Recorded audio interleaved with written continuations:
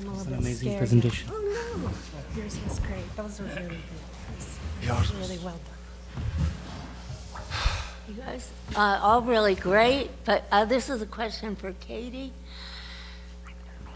Nobody's asking you to define a feminist poetics, but you do want to say what would Eurydice say. And then, but related, I think, is what did Henry say about any women writers? And I can't think, it's a long time ago, but I can't think of what he said about any, except two of my not favorite writers, Nin and Erica Jones. But I don't even know if I want to know the answer, but I think it's, I mean, because I doubt he spoke very highly. Well, he did of Nin, but anyway, I think it's a question that has to be asked. Thank you, Mary. I think that might be a question for the whole audience because I'm sure we have some collective knowledge on that. And it's funny you've called me out about what would Eurydice say, because as I was writing this, I'm thinking I'm not really giving an answer here. What would Eurydice say? I think I'd have to consult some of those contemporary texts on the subject. Yeah, I have a terrible response to that. I'm going to have to do a little bit of digging to think about that. But in terms of, yeah, let me give a second to think about that. But separately, yeah, in terms of Miller and women writers, the one that comes to mind is his comment on Gertrude Stein, which is also, yeah, not very kind. The cold-hearted, what does he say? The cold-hearted, stone-cold-hearted poetry of Gertrude Stein or something like that. But maybe somebody else knows a reference of any of the top of my head. I'm sorry to say I don't know any particular positive light references by Miller of women writers. Yeah. And that's important. That's important right there. And I think one of those pretty superficial, the point I was making about the superficiality of suggesting that by idealizing a woman is somehow the correct path, that shows how that's actually highly naive. Yeah, go ahead. Oh, good. He had good things to say about Nin's writings. Yeah, Mary sort of mentioned that, but if we had some other examples. It's easier for me to think when 50 people aren't staring at me, so I'm going to have some personal time with that question. So. Sorry, let me ask. So I wanted to ask a question that sort of connects the three of you. I loved all of the papers, and then I had a moment where I thought it actually really, there's some very interesting things to do and tying them together. So it felt to me that Katy and Abhijit, you were doing work on immanence, right? And then we have a paper which is much more politically contextualized in terms of social history and stuff. But it all made me think about, well, okay, if we have, let's say, the idea that Miller is writing and either rendering a sense, a very tactile, physical sense of immanence, or that the strategy behind what you were talking about semantically also moves towards immanence. What does that do with that big question that we're meant to be working under here, which is like, what does Miller give us today, right? I think that is a big question, because I think, interestingly, that was slightly answered by the paper on the Polish context, right, where you sort of said, I think in very persuasive terms, we need Miller because politically he fits into a history of censorship, which actually says a great deal about what human impulses people strive to, I guess, hinder in a democracy, right? Mm. So that might be a kind of muddled question, but do you see, so the question really is about immanence. Once you've said, well, that's kind of what's going on, then what do you do, right? Is sort of my question. Gentlemen. You first, or? Well, it's a very interesting question, and it's taking me some time to process it, trying to understand what exactly I would say. I think that, I think it's known to all that Deleuze takes from Spinoza's notion of the monism, which itself is a derivation from the Eastern ideas of monism, what we call the Brahman. So the Brahman is the indivisible, the Advaita meaning non-dual, right? So, I mean, I think,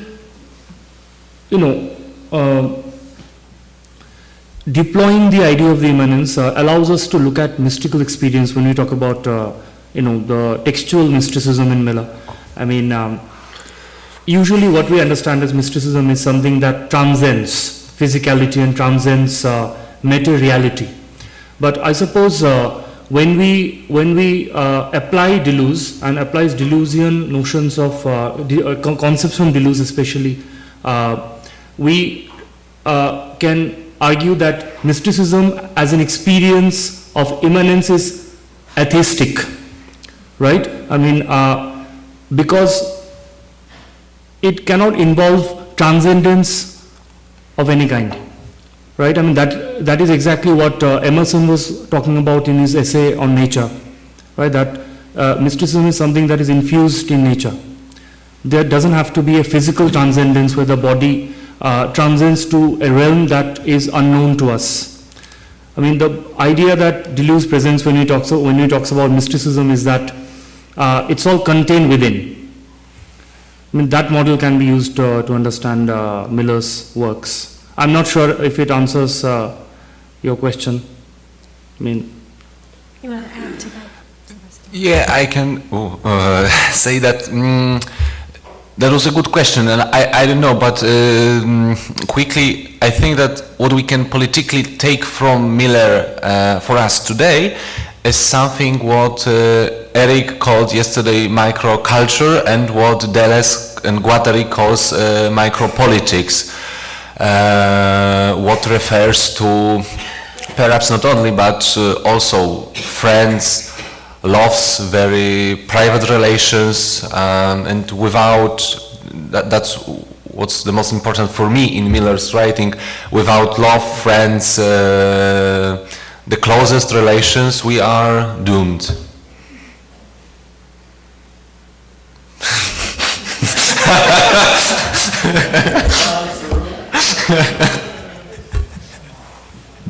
Hi, Katy. I wonder is it fair to say that Miller doesn't use language to capture life, he uses language to replace it?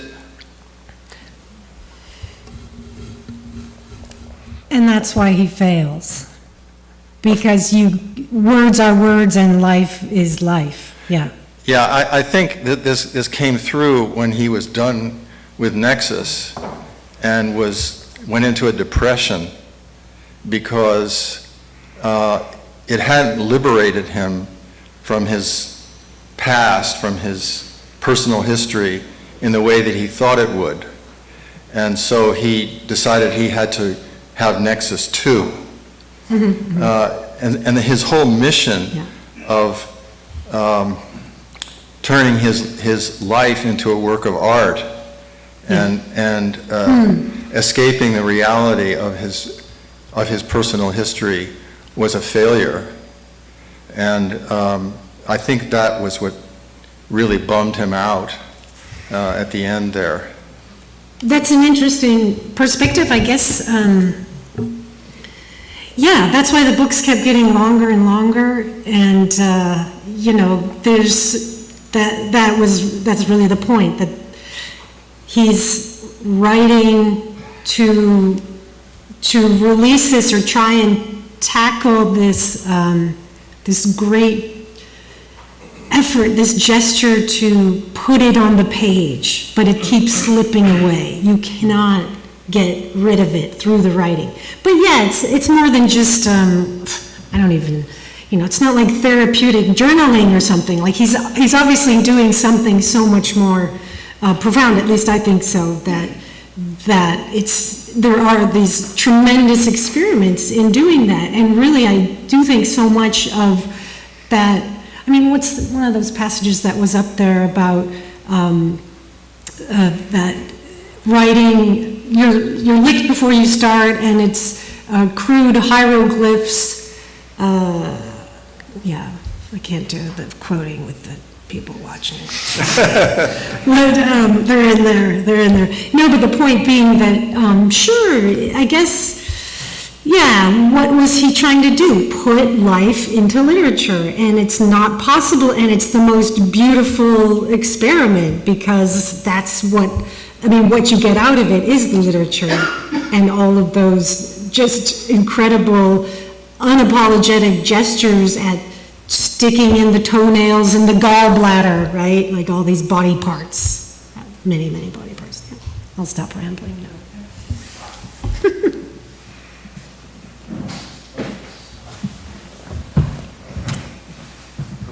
Just have, if there's another minute, I wanted to address this to Abhijit and to Katy. There are two things that, Abhijit, you mentioned this idea of I'm not using the terms properly, most likely, but bringing the transcendent isn't about rising up to something, it's about bringing it down to the human level, maybe. And then, Katy, you talked about also something similar, that it's about bringing literature down, you know, not rising up to literature, but bringing it down. I'm not expressing this your point exactly right, but I see a little bit of a parallel between these 2 points, and I wonder if either or both of you can comment on, did you see a parallel when you were listening to each other? I did, Yes. I did, yeah. I'm a big fan of her writing, so I cited in my research, so of course. That's how that works. Do you want to say more Yeah, on that? Go ahead. I would say Do you that. want to tell everybody how much you love me? That's what I meant. I really do. I mean, that's what I've been telling her all evening yesterday. All right, so I got that straight now. Go ahead.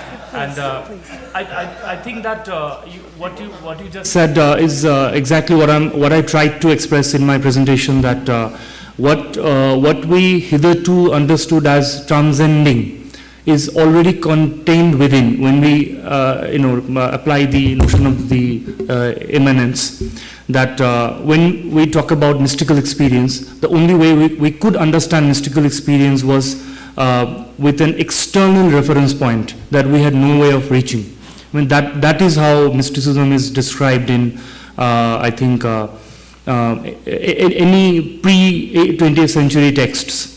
It's a religious experience that has got to do with transcendence and the outside, but no one talks about what the outside is, right? And it's in an esoteric and religious realm. But I think that the same experience when we apply certain notions, certain concepts by Deleuze, for example, allows us to review these notions. And we're not saying that the experience of mysticism is different, but that it can be understood in a different way when we deploy these methodologies, such as the one that Deleuze proposes.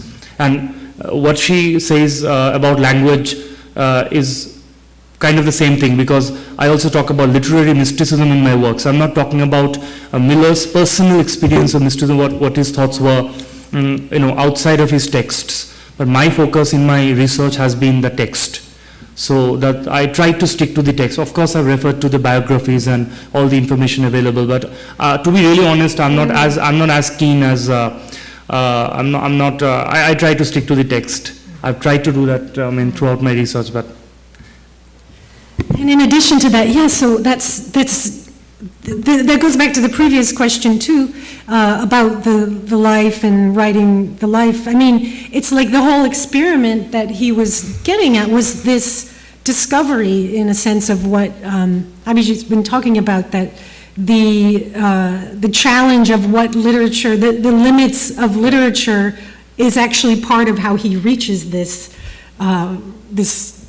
Yeah. or not even reaches, because that's exactly what you're talking about. He's already in it, like that. The entire his entire body of work is that experience of his connection to the immanent Yeah. in that sense. And I think Miller realized this, that the whole point of immanence, and when we talk about embodiment, I think after returning from Paris, when he started to delve into Indian philosophy and Vivekananda and Ramakrishna, he kind of got the point, because anyone who reads Vivekananda and Ramakrishna would have no confusion about what the Indian perspective is on Mr. There's no ambiguity there. Right? If you read Vivekananda's lectures from Colombo to Almora, it would be clear what Hinduism is. That's what he spoke about in the Parliament of Religions, and I think Miller kind of got the point, and that is why he was so attracted to India. Thank you. Very good. Good conversation. So,